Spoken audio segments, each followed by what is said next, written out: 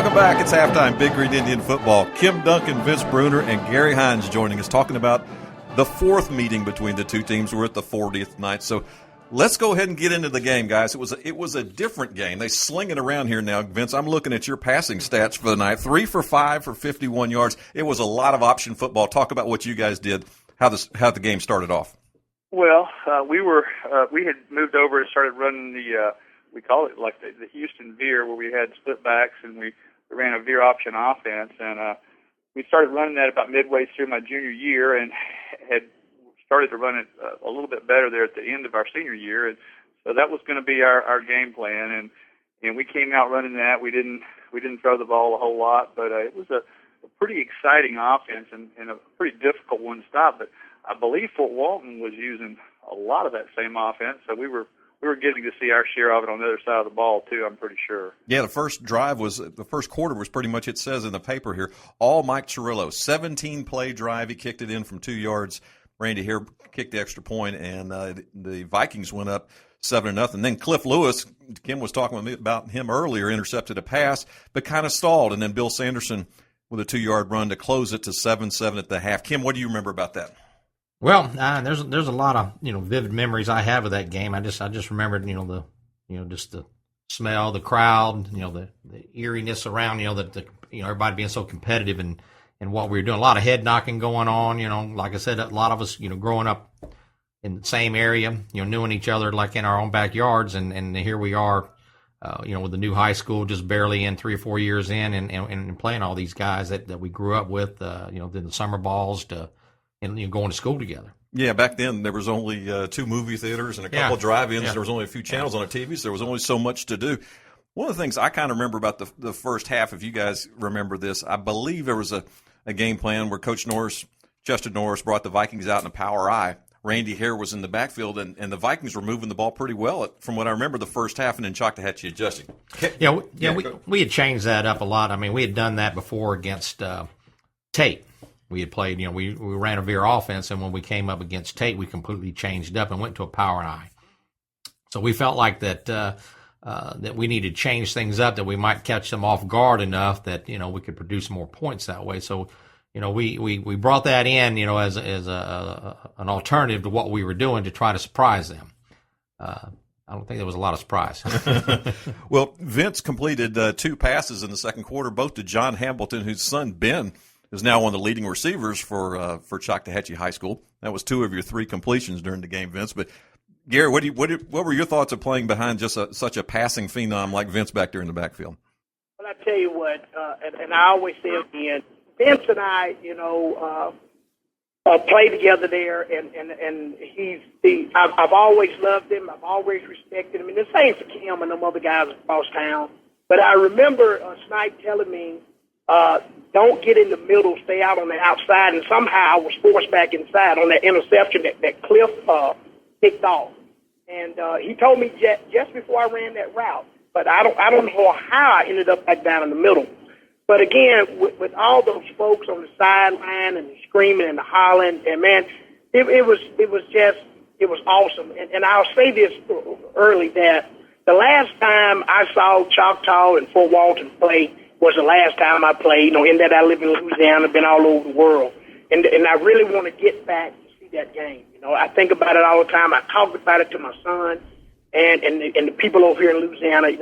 Just the camaraderie and how fans just supported, what was going on.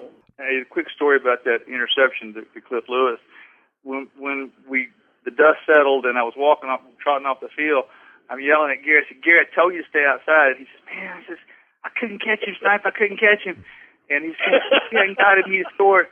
And we laugh about that because I was probably the slowest guy on the field. But whenever I threw an interception, I was always so adrenaline rush that somehow I managed to make most of those tackles. And unfortunately, there were a few of those. That wasn't the only one that I had to make. But we laugh about that a lot. Well, Kat, the clippings here say you got in for a 1-yard touchdown run as well to put the Indians up 14-7.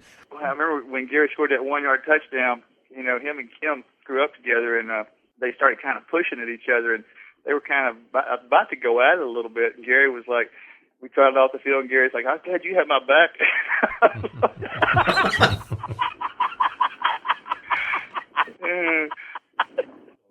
shoving match there between the old. I think there was a little bit of like Kim was kind of still mad, like Garry, you traitor, and it kind of was a little bit. I think was what was going on. I'm not sure, but I think that's what it was. We go into halftime.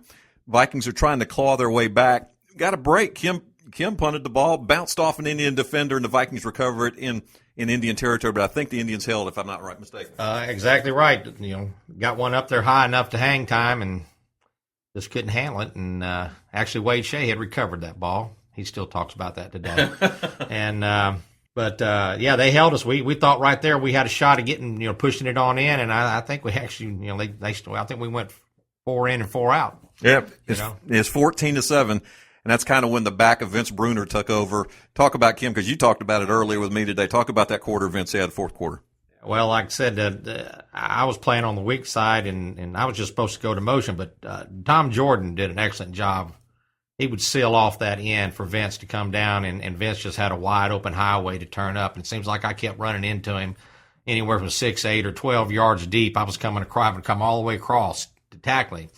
And I was getting kind of tired, But Vince did a job. They ran that offense down, and like I said, Tom sealed that end off, and Vince just tucked the ball and turned right up and just chewed us up. Vince, you ran it in from 20 yards out to make it 27. Do you remember much about it? And if you do, tell us about it. Oh yeah, I remember, and Tom Jordan was a great guy. There were some good players in that ball game, and Kim and Cliff Lewis and Tom Jordan, some great matchups. I know Tom was probably fiddling on Cliff some, and Kim was probably a little disappointed in some of the outcomes of those blocks. But it was just one of those things where things kind of started clicking, and if it hadn't have, they'd have beat us and won the trophy. So we kind of kicked it in gear at the right time. But it was a very memorable and very fun second half for us. Hey, Chubby, I was remembering that I was talking to Tom about a play that I was scared to death on, that you had run like a wheel route out of the backfield, and Vince hit you with the pass, but you were on the Choctaw side, and you started down the sideline, and I took just not quite enough angle, but I got enough to do like a hockey chuck on you. I got you a good shot on you, and you went out of bounds, and I went down, and all I did was look up, and all I saw was your backside getting it down that sideline, and the ref running with you, and I'm thinking, oh my goodness, I know he's out of bounds. And when I rolled back over, sure enough, there was a flag laying by my side where he had dropped the flag where you had stepped out of bounds, but nobody knew it in the stands. There you are, all singled all down the sideline, nobody near you, and there I am laying on the ground with my head buried going, uh-oh.